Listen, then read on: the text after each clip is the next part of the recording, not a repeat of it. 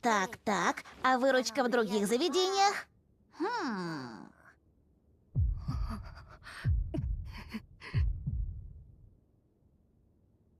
О? Что за сорт чая? Вкус не такой, как обычно. Простите, я сейчас же заварю новый. А? Ты его заварила?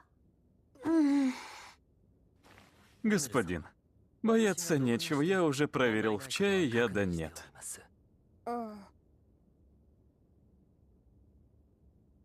Вкусно! Спасибо за заботу, Шион.